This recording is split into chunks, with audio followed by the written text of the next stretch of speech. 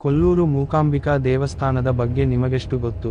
ಕೊಲ್ಲೂರು ಮೂಕಾಂಬಿಕಾ ದೇವಸ್ಥಾನವು ಕರ್ನಾಟಕದ ದಕ್ಷಿಣ ಭಾರತದ ಅತ್ಯಂತ ಪ್ರಸಿದ್ಧ ದೇವಾಲಯವಾಗಿದೆ. ಪರಶುರಾಮನು ಸೃಷ್ಟಿಸಿದ ಮೋಕ್ಷದ 7 ವಾಸಸ್ಥಾನಗಳಲ್ಲಿ ಇದು ಒಂದು ಎಂದು ಹೇಳಲಾಗುತ್ತದೆ. ಮೂಕಾಂಬಿಕಾ ದೇವಸ್ಥಾನವು ಕರ್ನಾಟಕದ ಉಡುಪಿ ಜಿಲ್ಲೆಯ ಕೊಲ್ಲೂರಿನಲ್ಲಿದೆ. ಈ ದೇವಾಲಯವು ಕಲೆ ಮತ್ತು ಜ್ಞಾನಕ್ಕೆ ಸಮರ್ಪಿಸಲಾಗಿದೆ. ಮೂಕಾಂಬಿಕಾ ದೇವಿಯನ್ನು ಮಾತು ಮತ್ತು ಅಕ್ಷರಗಳ ದೇವತೆ ಎಂದು ಪರಿಗಣಿಸಲಾಗುತ್ತದೆ. ದೇವಿಯ ವಿಗ್ರಹವನ್ನು ಪಂಚಲೋಹ ಬಳಸಿ ತಯಾರಿಸಲಾಗಿದೆ. ಅವುಗಳೆಂದರೆ ಚಿನ್ನ, ಬೆಳ್ಳಿ, ತಾಮ್ರ, ಕಬ್ಬಿಣ ಮತ್ತು ಸೀಸ.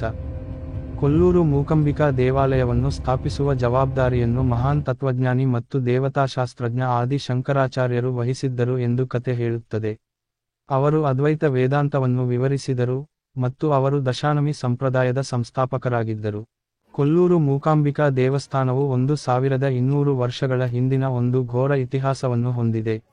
ಈ ದೇವಾಲಯವು ಅನೇಕ ಜನರ ಪ್ರೋತ್ಸಾಹವನ್ನು ಅನುಭವಿಸಿತು.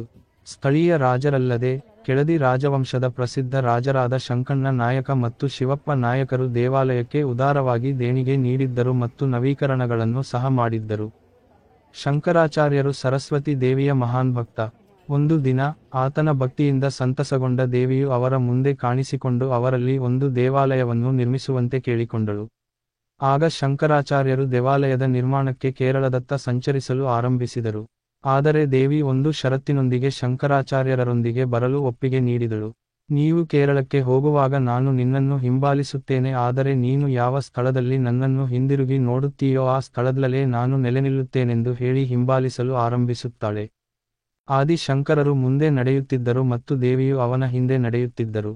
ಸ್ವಲ್ಪ ಸಮಯದ ನಂತರ ದೇವಿ ತನ್ನೊಂದಿಗೆ ಬರುತ್ತಿದ್ದಾಳೆಯೇ ಎಂದು ಪರೀಕ್ಷಿಸಲು ಹಿಂದಿರುಗಿ ನೋಡುತ್ತಾರೆ. ದೇವಿ ಆತನನ್ನು ನಿಜವಾಗಿಯೂ ಹಿಂಬಾಲಿಸುತ್ತಿರುವುದನ್ನು ಕಂಡು ಅವನು ಸಂತೋಷಪಟ್ಟನು. ಆದರೆ ಅವನು ಹಿಂದಕ್ಕೆ ತಿರುಗಿದ ಕ್ಷಣದಿಂದ ದೇವಿ ಸರಸ್ವತಿಯು ಶಂಕರರನ್ನು ಹಿಂಬಾಲಿಸಲು ನಿರಾಕರಿಸಿದಳು.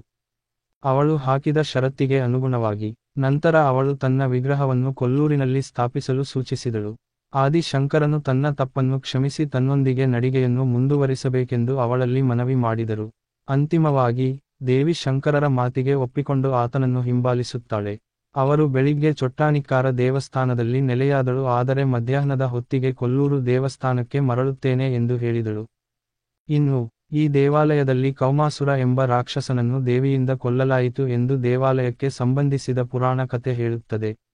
ಕೌಮಾಸುರನು ಕೆಲವು ಶಕ್ತಿಗಳನ್ನು ಪಡೆಯಲು ತೀವ್ರ ತಪಸ್ಸು ಮಾಡಿದ್ದನು. ಅದು ಅವನನ್ನು ಶಕ್ತಿಯುತ ಮತ್ತು ಅಜೇಯನನ್ನಾಗಿ ಮಾಡುತ್ತದೆ. ಆದರೆ ಪಾರ್ವತಿ ದೇವಿಯು ಅವನ ದುಷ್ಟ ಉದ್ದೇಶಗಳನ್ನು ಗ್ರಹಿಸಿ ಆತನಿಗೆ ಮಾತು ಬಾರದಂತೆ ಮಾಡುತ್ತಾಳೆ.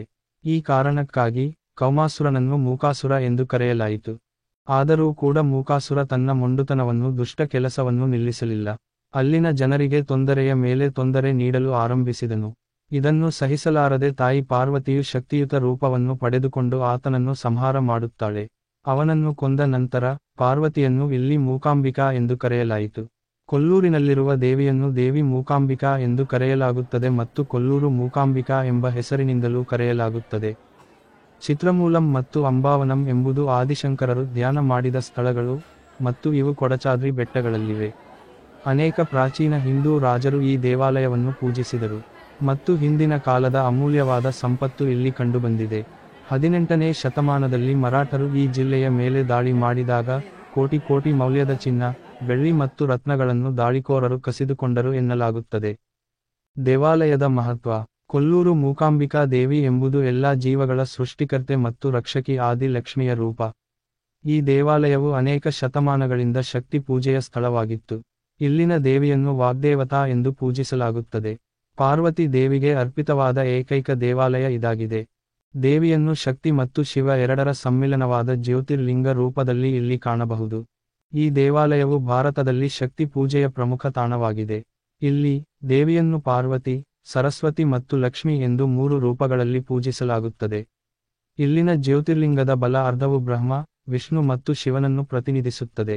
ಎಡ ಅರ್ಧವು ಪಾರ್ವತಿ, ಲಕ್ಷ್ಮಿ ಮತ್ತು ಸರಸ್ವತಿ ದೇವತೆಗಳನ್ನು ಪ್ರತಿನಿಧಿಸುತ್ತದೆ. ಈ ದೇವಾಲಯವು ಕರ್ನಾಟಕದ 7 ಮುಕ್ತಿ ಯಾತ್ರಾ ಸ್ಥಳಗಳಲ್ಲಿ ಒಂದಾಗಿದೆ. ಪಂಚಮುಖ ಗಣೇಶನ ಅಪರೂಪದ ಶಿಲ್ಪ ಇಲ್ಲಿದೆ. ಸೌಪರ್ಣಿಕಾ ನದಿಯ ದಡದಲ್ಲಿರುವ ಗರುಡ ಗುಹೆ ದೇವಿಯನ್ನು ಮೆಚ್ಚಿಸಲು ಸುಪರ್ಣ ಎಂದರೆ ಗರುಡ ತಪಸ್ಸು ಮಾಡಿದ ಸ್ಥಳವೆಂದು ನಂಬಲಾಗಿದೆ. ದೇವಾಲಯಕ್ಕೆ ಭೇಟಿ ನೀಡುವ ಭಕ್ತರಲ್ಲಿ ರಾಜಕಾರಣಿಗಳು, ಚಲನಚಿತ್ರ ತಾರೆಯರು ಮತ್ತು ಇತರ ಗಣ್ಯರು ಇದ್ದಾರೆ. ಕೊಲ್ಲೂರು ಮೂಕಾಂಬಿಕಾ ದೇವಾಲಯವು ದಕ್ಷಿಣ ಭಾರತದ ಅತ್ಯಂತ ಜನಪ್ರಿಯ ಯಾತ್ರಾ ಸ್ಥಳವಾಗಿದೆ.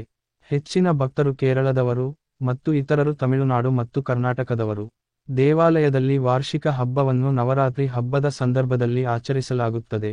ದೇವಿಯ ಜನ್ಮದಿನವಾದ ಮೂಲ ನಕ್ಷತ್ರ ದಿನದಂದು ಫಲ್ಗುಣ ತಿಂಗಳಲ್ಲಿ ಹೆಚ್ಚಿನ ಜನಸಮೂಹವು ದೇವಾಲಯಕ್ಕೆ ಭೇಟಿ ನೀಡುತ್ತದೆ. ದೇವಾಲಯದಲ್ಲಿ ಪ್ರತಿದಿನ ತ್ರಿಕಾಲ ಪೂಜೆ ನಡೆಸಲಾಗುತ್ತದೆ. ಬೆಳಗಿನ ಜಾವ 5 ಗಂಟೆಗೆ ನಿರ್ಮಾಲಯ ಪೂಜೆ ನಡೆಸಲಾಗುತ್ತದೆ.